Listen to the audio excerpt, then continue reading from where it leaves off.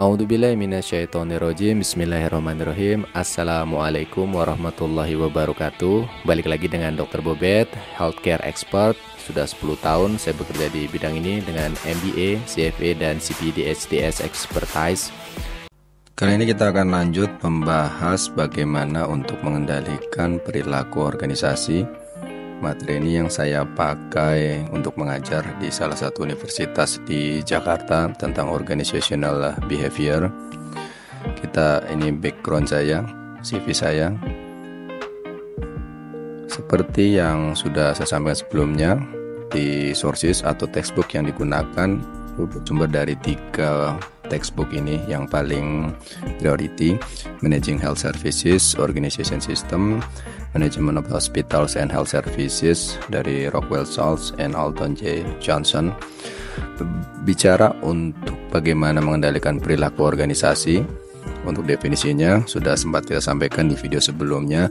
Itu sebuah multidisciplinary atau multi bidang study tentang human behavior di dalam organisasi. Jika di dalam personal atau individual mungkin lebih ke arah psikologis, tetapi ini adalah human behavior di sebuah organisasi dari sudut pandang psikologis, sosiologi, antropologi, ekonomi, dan manajemen teori. Tujuannya apa? Untuk mencapai tujuan dari organisasi sendiri. Untuk mengendalikan perilaku organisasi, kita harus paham dari fundamental ini. Ada banyak sekali, panjang kali lebar kali tinggi.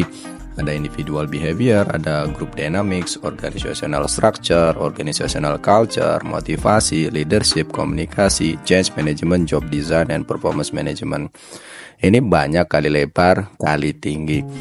Yang paling vital atau yang kita mulai prioritaskan dari awal adalah individual behavior.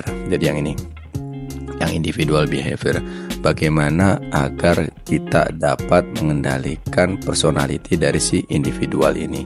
Kenapa? Kalau kita tidak bisa memahami bagaimana karakteristik personality dari individual, itu jangan bicara perilaku organisasi secara yang lebih besar, karena itu tidak mungkin. Kita tidak bisa memahami organisasi jika kita tidak bisa memahami tim kita. Kita tidak bisa mengendalikan tim kita kalau kita tidak bisa memahami personal individu di dalam timnya. Pertanyaannya simple, kalau organisasinya itu sedikit, ya it's okay, mudah. 10 orang, 20 orang, di bawah 50 pegawai, di bawah 50 orang, itu sangat simple. Tapi bagaimana kalau 500, 1000, 5000? Ya, kita gunakan struktur organisasi. Kita ada kepala-kepalanya, itu yang harus kita pegang. Jika kita memegang semua, itu sangat mustahil, tidak mungkin, sama sekali tidak mungkin. Tetapi jika kita pegang kepala-kepalanya, manajernya, wadirnya, kepala bidangnya, itu sangat memungkinkan. Dan ini sangat penting sekali di individual behavior ini, terutama personality, attitude, value, sama motivasinya. Kita belum bicara ke yang lain. Kalau fundamental paling awal, paling dasar, paling basic, paling bawahnya ini kita tidak bisa pahami, kita tidak bisa kuasai. Contoh, setiap orang yang di dalam organisasi kita itu motivasinya sendiri-sendiri. Dia sendiri-sendiri, ada yang memang motivasinya karena uang, ada yang karena ingin jabatan, karena ada yang memang cari butuh makan saja, ada yang ingin meningkatkan karir, ada yang karena kenalan, dan sebagainya. Kita harus balik ke textbook atau teori. Kita pakai ada beberapa motivation, sumber teori motivasi. Itu dia tuh niche-nya dari mana? Yang paling umum atau paling banyak digunakan itu dari Maslow Hierarchy Needs Theory. Yang ini ya, yang atas. Yang pertama tentu saja urusan perut, basic psychological needs, perut, lapar. Jadi memang kerja organisasi kita berisi tim atau orang-orang yang memang karena gaji bulanan, basic salary. Nah ini basic salary ini sangat dasar dan sangat fundamental. Mereka akan menjadi pegawai yang menyusun sebuah struktur tim organisasi yang follow the rule. SPO-nya bagaimana? Kalau SPO-nya nggak jelas, mereka kerjanya akan nggak jelas. Tapi kalau SPO-nya jelas, ya mereka akan mengikuti. Jadi basic on SPO-nya. Yang kedua niche-nya itu safety security needs. Jadi kelangsungan, stability dari pendapatan. Contoh misalkan kalau antara suruh milih swasta atau pegawai BUMN atau PNS atau ASN negeri, ya otomatis akan pindah. jadi banyak kutu loncat nanti di organisasinya. Dia mengharapkan adalah pensiun plan. Ya, ini untuk mengamankan ini. Yang selanjutnya adalah affiliation, belongingness. Jadi pengakuan di dalam tim itu. Jadi kebutuhannya diakui atau tidak. Dia sudah lewatin kebutuhan ini, kebutuhan security ini, kebutuhan basic security, kemudian affiliation atau pertemanan. Kalau misalkan dia gajinya bagus, kemudian keamanan kerjanya bagus, tetapi dia tidak diakui, dia akan keluar juga pada ujungnya. Kenapa? Recognition yang dia butuhkan, pengakuan dari kelompoknya. Yang selanjutnya adalah esteem needs atau prestige lah, status. Ini ingin tapi ini tidak bisa sendiri-sendiri, saling bertumpuk, saling melengkapi dari awal, dari bawah. Jika ini sudah lewat ke atasnya, dan kedua adalah self actualization. Jadi ingin membuktikan sesuatu. Ini bisa kita gunakan untuk mengakses tim kita. Jika kita bisa, kalau misalkan organisasinya sedikit, ya sangat mudah sekali. Banyak tools yang kita bisa gunakan di googling, itu bisa banyak sekali tools untuk misalkan mengkategoriskan yang Anda masuk kategori ini, kemudian niche-nya kita bisa lihat dari dia bekerja, dari coaching, dari kita berkomunikasi setiap hari dengan mereka. Akan terlihat dia memang kebutuhannya hanya untuk gaji, dia kebutuhannya untuk stabilan kerja, maka dia akan pergi. Jika kita organisasi kita swasta, atau kebutuhan dia itu untuk pengakuan di kelompoknya, jadi memang ingin di appreciate, atau memang untuk prestisnya dia, status, mengejar karir banget lah. Kemudian ada juga untuk membuktikan diri sendiri, self actualization.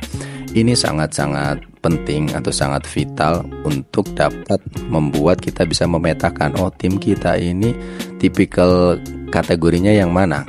Tipikal kategori A, commander K, tipikal kategori K yang manut-manutan, penurut, atau tipikal kategori K, pemberontak. Dalam arti kata pemberontak ada dua, ada positif dan negatif. Jika dia intuitifnya bagus, kreatif, dia akan berefek positif kepada organisasi. Jadi influence-nya sangat bagus.